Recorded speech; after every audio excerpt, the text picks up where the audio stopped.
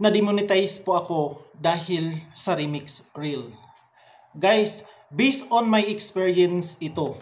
Baka may magsasalita na naman dyan at mangbabash na yung iba hindi naman na-demonetize, pero bakit ako na-demonetize? Guys, hindi po tayo ang nagmamay-ari ng company na pinagtatrabuhoan natin dito, katulad dito sa MetaWorld.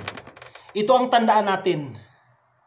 Nagkakamali din sila minsan sa mga desisyon nila, lalong-lalo na sa demonetization, katulad sa nangyari sa akin. Ikukwento ko sa inyo kung paano ako na-demonetize dyan sa remix reels na yan. Makakuha kayo ng aral dito. At baka kapag nakikita nyo ang videong ito, maiiwasan ninyo kasi guys, mahirap po magkaroon ng demonetization sa ating monetize. Ma-demonetize tayo. Magre-red lahat ang ating monetization. In-stream ads, branded tagging, stars, ads on reels. Guys, napakahirap. Parang maiiyak ka sa sobrang tagal na pinaghirapan mo ay ma-demonetize ka lang. Ito yung nangyari sa aking account. Na-demonetize po ako dahil sa remix reels. Ano ba ang remix reels na ginawa ko? Guys, nakikita nyo naman ngayon. Yung may sumasayaw at ang music ay ang Careless Whisper. Guys, i-remix ko sana yan. May sumasayaw, gusto ko rin sanang gayahin. I-remix ko at gagayahin ko, pero hindi naman ako nakahubad. Yung i-remix ko ay walang damit, pero naka-brief lang at ganyan. Gusto ko sanang gagayahin ang kanyang remix. Pero may damit naman ako na pang-itaas, may short naman ako at may nilagyan ko lang, sinapawan ko lang siya ng brief, ganon. At may upuan dito. Ayan. Alam nyo na kung ano yung ano. Kailangan talaga, medyo daring siya, medyo may pagkabastos ang videos. Kasi akala ko okay lang. Kasi yung iba nga dyan, sobrang bastos na halos makikita na mababae man or malalaki. Hindi ko akalain guys, ako pala ang maaktuhan na ma-demonetize. Yun pala ang dahilan. Guys, walang masama ang pagre-remix. Pero guys, tingnan naman natin guys ang mga nire-remix natin. Kasi hindi ko lubos akalain na ako talaga ay ma-demonetize. Last week pa yan nangyari. Ang demonetization ko. Last Sunday. Hindi kahapon ha, kasi Sunday kahapon. Last Sunday. Ang nangyari, pagka-demonetize ko, nag-appeal ako. Ang nangyari doon sa demonetize, kasi hindi ko na maano yung video, kasi dinilit agad ni Meta. Pagka-delete ni Meta, nag-appeal ako, kasi hindi ko talaga accept ang desisyon niya.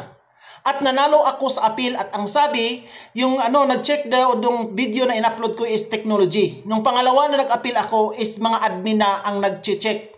At ang sinabi doon, ito yung sinabi nila. Ayan, nagkaroon daw ng wrong decision sa aking videos. Pero, ang nangyari, kahit nagkaroon ng wrong decision, ilang oras ang nangyari na wala ang alerts. Na wala siya no violation. Pero nung pununtahan ko, ang page recommendation ko sa monetization is nandun pa rin ang red sa aking monetization. At ang nakalagay doon, ang aking stars ay mawawala within 24 hours. Pero ang aking another monetization tools ay magbalik siya after 7 days. Ganon pala yan. Kahit mali yung decision nila, hindi nila agad-agad ibabalik yung monetization mo. Kahit hindi mo mali. Based on my experience lang. Iwan ko kung ano ang nangyari din sa ibang mga content creator kasi ganito ang nangyari sa akin. Pinapakita ko sa inyo lahat dito. Ayan. Ipapakita ko yung pagka-demonetize ko. Yan. Red lahat yan. After 24 hour, red lahat yan. Ipapakita ko. Tapos after ng red na yan, nag-appeal ako. At ang nakita ko, ito ang reply. Ayan. Tapos ito. Nag-check ako ulit after 2 hours na wala yung no violation na ang nangyari. No violation. Akala ko nagbalik na agad yung monetization ko pero wala pala. At nakita ko na lang na may nakasulat doon sa page recommendation ko sa monetization na babalik yan. 7 days ang in-stream ads, branded content at saka ads on reels. Pero ang stars, binalik niya within 24 hours.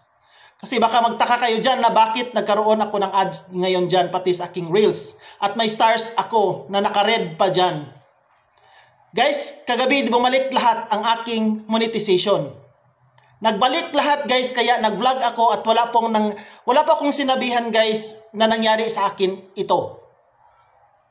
Kaya guys, nagbalik siya within 7 days. Kaya ingat-ingat po tayo sa paggawa po ng remix. Kasi po, hindi po ganun talaga na gusto natin na ma-demonetize tayo, pero may mga remix talaga na ayaw na ma-misinterpret sa mga AI or sa mga technology ni Meta. Kaya nagkaroon tayo ng demonetization. Yun lang, and have a nice day. Please follow, like, and share para updated kayo sa aking susunod na video. Maraming salamat.